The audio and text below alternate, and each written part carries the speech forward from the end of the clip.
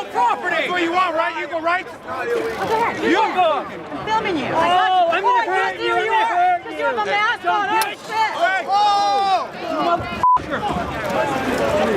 Oh, shit. He's bleeding. Yo.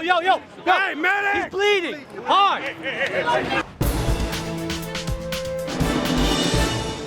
Remember former Diablo Valley college professor Eric Clanton? The guy who taught ethics and critical thinking, but apparently proceeded to bust a Trump supporter's head open with a bike lock? Well, thanks to the top-notch citizen journalism of 4chan, he heads to court next month and may face 11 years in prison, according to an interview he did with Rolling Stone entitled Antifa on Trial: How a College Professor Joined the Left's Radical Ranks.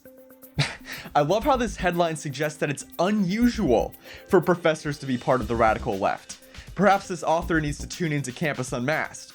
But I guess if you define radical to include only outright violence and not anti-white and anti-Israel curriculum, readings from the Marxist Frankfurt School, etc., you can maybe get away with it. Anyways, Rolling Stone writes, though Clanton had been charged with felony assault, there was no outward sign of the violence that the bike lock attacker had evinced on video. A slim young man with watchful eyes and wavy blonde surfer's hair, Clanton seemed instead like a distracted academic. In his blue jeans and preppy sweater, he was pensive, full of halting pauses, and obviously frightened by the possible 11-year sentence he was facing. Good, he should be frightened. Political violence must be cut off at the root. Don't forget, Clanton isn't the only Antifa sympathizing academic. Rolling Stone quotes New York University scholar George Ciccarello Marr, saying, "You can't reason with fascism. It's irrational. You can't argue your way around it. You just have to stop it." Oh, well, how very convenient. So if I just define something I don't like as fascism, I don't have to waste brainpower that I may or may not have to refute it. I can just punch, pepper spray, and bike lock it out of the way. Clanton apparently started off as an activist in the Bay Area, where he says he watched the riots where people blocked roads, smashed windows, and fought police after former police officer George Zimmerman was acquitted.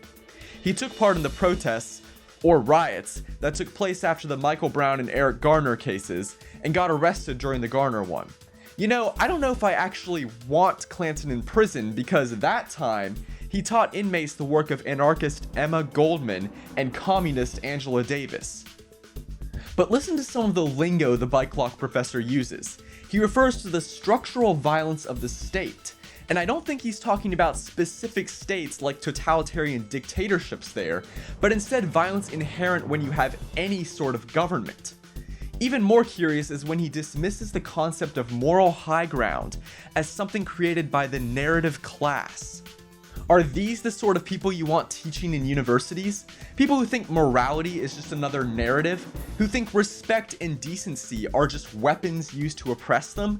At the end of the day, Eric Clanton's case is a huge win for 4chan and citizen journalism in general.